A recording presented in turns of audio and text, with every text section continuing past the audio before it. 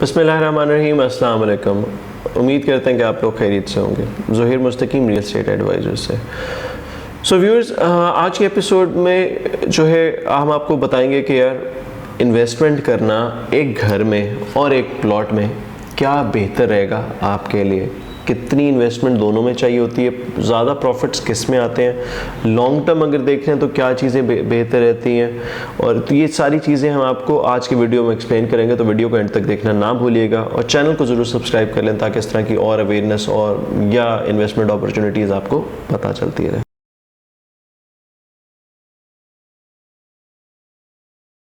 So viewers, अब जब investment का प्लान करते हैं तो आपके पास मल्टीपल ऑप्शंस आते हैं कि यार हम लोग किसी एक सोसाइटी में प्लॉट ले लेते हैं या एक सोसाइटी में एक घर ले लेते हैं।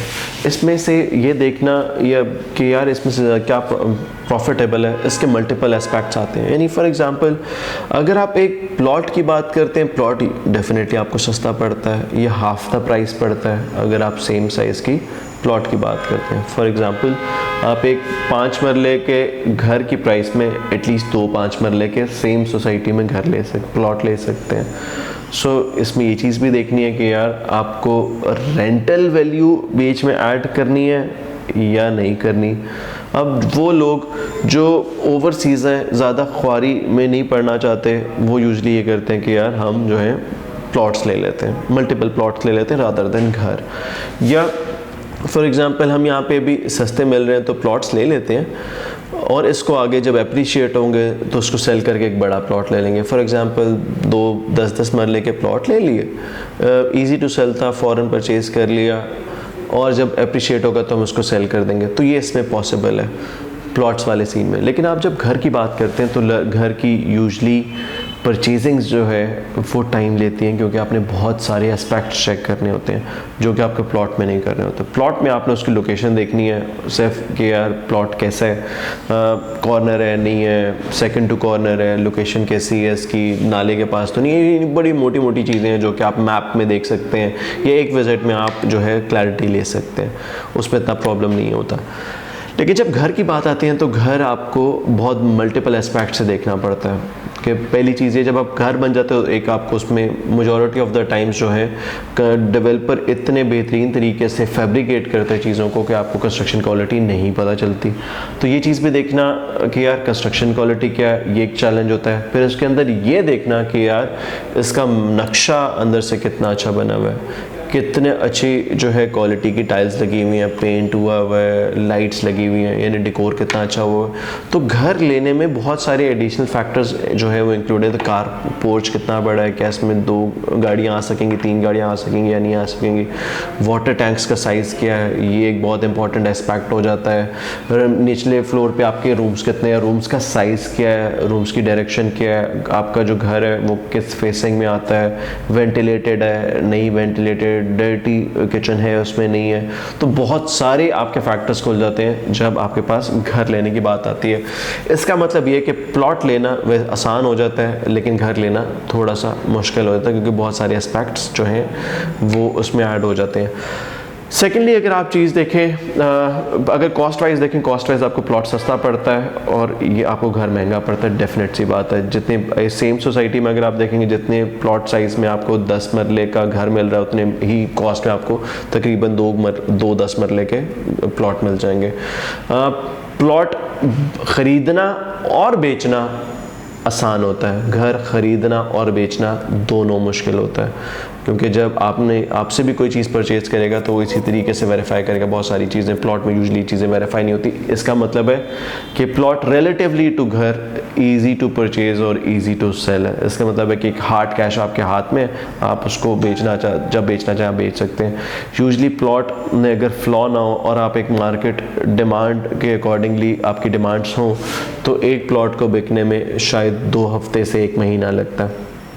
अगर आप एक घर की बात करते हैं, घर जो है यूजली बिकने में एटलीस्ट 1 से 3 महीने लग जाते हैं, और अगर उसमें कुछ ज़रा सा फ्लॉ आइडेंटिफाई होता है तो शायद 6-6 महीने लग जाते हैं। तो ये बहुत वो चीज़ें हैं जो कि इसी के साथ देखनी पड़ जाती हैं प्लॉट के अंदर। अब आप इसको देखते हैं प्रॉफिट के लिहाज से, तो जो चीज़ आसानी से ख़रीदी और बेची जा सकती है, उसका प्रॉफिट हमेशा से ज़्यादा होगा।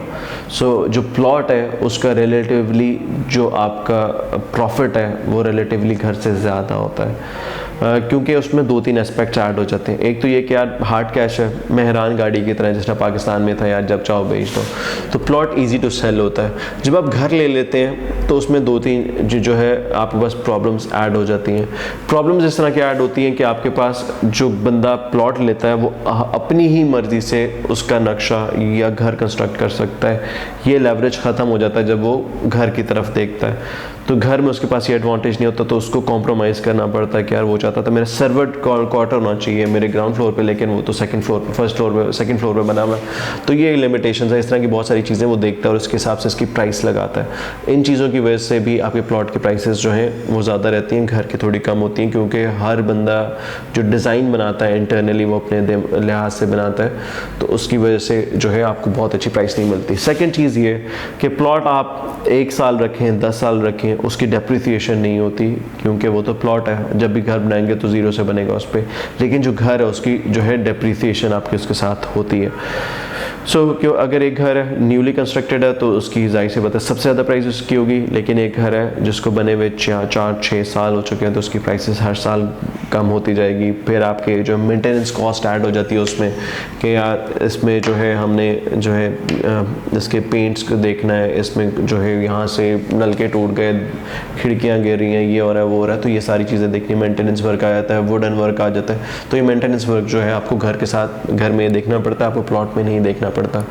जो लोग ज़्यादातर रेंटल में इंटरेस्टेड होते हैं कि यार हम चाहते हैं हम एक्स वैल्यू इन्वेस्ट करें और हमें रिटर्न मिलता रहे, वो लोग उनकी प्रेफरेंस पर प्लॉट की नहीं घर की होती है। कि यार हम एक घर ले लेते हैं फॉर एग्जांपल लेट से 2 करोड़ का, हम अब 2 करोड़ का घर जो है वो हमें तकरीबन जो है उस वहाँ से रेंट भी आता रहेगा हमें, अगर हम देखते हैं 60, 70, 80,000 रुपीज़ या 1 लाख रुपए तक उसका रेंट आ सकता है, डिपेंडिंग ऑन द सोसाइटी वो कहाँ पे बना है, और अगर जगह अच्छी है तो उसका इतना रेंट आ सकता है।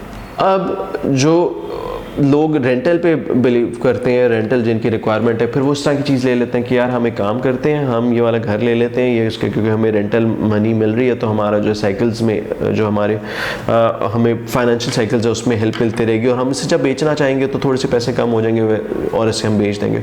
सो वो उस लिहाज से उनको एडवांटेज मिल जाता है। अभी वो एडवांटेज जो आपको प्लॉट में नहीं मिल सकता।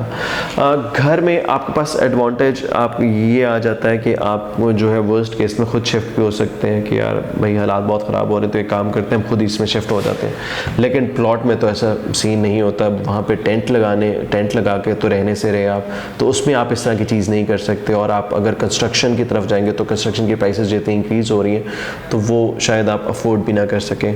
करंट टाइम पे अगर आप देखेंगे तो आपको प्लॉट से पिछले 2 साल में क्योंकि कंस्ट्रक्शन प्राइस बहुत ज़्यादा इंक्रीज़ हुई, तो आपको जो बने हुए घर हैं नए या 1-2 साल में जो बने हुए घर हैं वो शायद ज़्यादा एप्रिसिएशन वाले नज़र हैं एज़ कम्पेयर टू प्लॉट, क्योंकि प्लॉट की आपके घरों की प्राइसेस इतनी इंक्रीज़ होगी।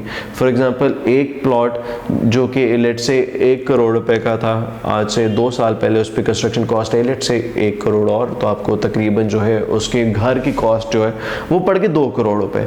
अब आप उसकी कॉस्ट अगर देखेंगे 2 साल बाद तो उसकी प्लॉट की प्राइस होगी लेट से 140-150, लेकिन अगर आप कंस्ट्रक्शन कॉस्ट देखेंगे तो वो तकरीबन 1.5 करोड़ तक बनेगी। तो इसका मतलब है कि आप 2-3 साल पहले का अगर घर देखते हैं तो आपको वो एक प्लॉट अगर करंट हालात में देखते हैं तो वो 1.5 करोड़ का पड़ रहा है, और आप घर देखते हैं 2-2.5 साल पहले का तो वो शायद आपको 2-2.25 करोड़ में मिले।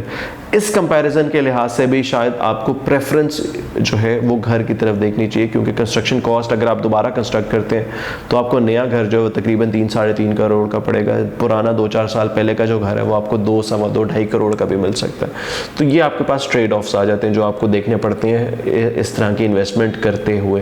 तो इसमें जो आपके पास एक और पॉइंट ऐड होता है वो ये होता है कि जब तक आपका प्लॉट बना होता है तो यूजली आपने जो है आपकी मेंटेनेंस कॉस्ट उसमें नहीं आ रही होती, उसमें यूटिलिटी चार्जेस उसमें नहीं आ रहे होते और इस तरह की बहुत सारी जो चार्जेस हैं वो आपको नहीं पड़ रहे होते। सो प्लॉट में आपकी एडिशनल इन्वेस्टमेंट रिक्वायर नहीं होती जो सस्टेन करने के लिए। लेकिन जब आप घर की बात करते हैं तो घर पे आपको जो है डेवलपमेंट चार्जेस के साथ आपको जो है मेंटेनेंस चार्जेस अलग, आपकी यूटिलिटी चार्जेस अलग, तो इसका मतलब जो घर है वो थोड़ा सा रिलेटिवली आपको एक्सपेंसिव पड़ता है या आपको इसमें एडिशनल चार्जेस हमेशा से इंक्लूड करने पड़ते हैं। सो ये थी आज की वीडियो। इसमें वी होप कि हमने आपको एक्सप्लेन किया होगा और आपको समझाया होगा कि अगर आप इन्वेस्टमेंट करना चाहते हैं तो इस लिहाज से आपके पास बेहतर अपॉर्चुनिटीज़ क्या रहती हैं।